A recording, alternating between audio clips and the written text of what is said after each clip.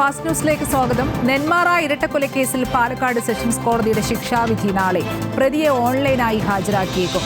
ചെന്താമര സ്ഥിരം കുറ്റവാളിയെന്നും സമൂഹത്തിന് വലിയ വിപത്തായതിനാൽ വധശിക്ഷ നൽകണമെന്നും പ്രോസിക്യൂഷൻ. ചെന്താമരയ്ക്കെതിരെ സാഹചര്യ തെളിവുകൾ മാത്രമെന്ന് പ്രതിഭാഗം. കശുവണ്ടി അഴിമതി കോടതി രക്ഷക്കേസിൽ മാപ്പപേക്ഷ മാത്രം പോരെന്ന് ഹൈക്കോടതി. കെ ബിജുവിനെതിരെയുള്ള കോടതി രക്ഷക്കേസും തുടരും. കോടതിയെ കുറ്റപ്പെടുത്തിക്കൊണ്ടുള്ള പ്രോസിക്യൂഷൻ ഉത്തരവ് പ്രതിക്ക് എങ്ങനെ കിട്ടിയെന്ന് വ്യക്തമാക്കാൻ ആവശ്യം.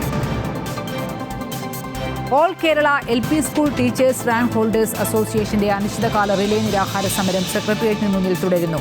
റാങ്ക് ലിസ്റ്റ് പ്രസിദ്ധീകരിച്ച് മാസങ്ങൾ കഴിഞ്ഞിട്ടും നിയമനമൊന്നും നടക്കാത്തതിൽ പ്രതിഷേധിച്ചാണ് സമരം.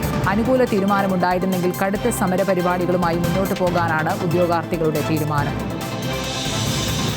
ഇ ശ്രീധരന്റെ അതിവേഗ റെയിൽ പദ്ധതി കേരളത്തിൽ നടപ്പാക്കാനാകില്ലെന്ന് വിദഗ്ധ സമിതി സർക്കാരിന് ശുപാർശ ചെയ്തു.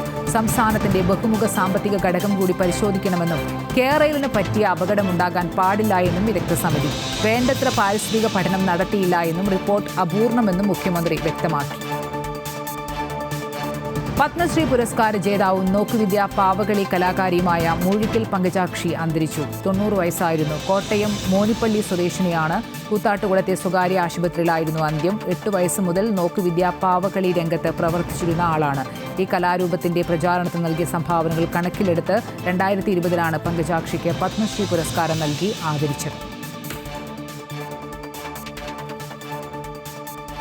ആലുവയിൽ 20 കിലോ കഞ്ചാവുമായി 3 പേർ പിടിയിൽ. ബസ്സിൽ കഞ്ചാവ് കടത്താൻ ശ്രമിക്കുന്നതിനിടെ നെടുമ്പാശ്ശേരി അത്താണി കവലയിൽ വെച്ചാണ് പിടികൂടിയത്. ബാംഗ്ലൂരിൽ നിന്ന് കൊച്ചിയിലേക്ക് വരികയായിരുന്ന ബസ്സിലെ യാത്രക്കാരിൽ നിന്നാണ് കഞ്ചാവ് പിടികൂടിയത്.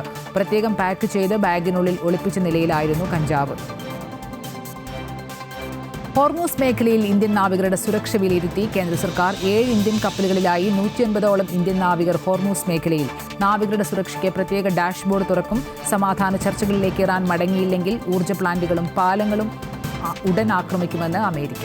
ലോകകപ്പിലെ 2ാം സെമിയിൽ അർജന്റീനയും ഇംഗ്ലണ്ടും തമ്മിൽ ഏറ്റുമുട്ടും. രാത്രി 12:30 മത്സരം. തോൽവി അറിയാതെ ഇരു ടീമുകളും തങ്ങളുടെ കരുത്ത് തെളിയിച്ചാണ് ഇത്തവണ സെമിയിൽ ഇടം പിടിച്ചിരിക്കുന്നത്. ആദ്യമായാണ് ഇതിഹാസ താരം മെസ്സി ഇംഗ്ലണ്ടിനെതിരെ കല്ലത്തിലിറങ്ങുന്നത്.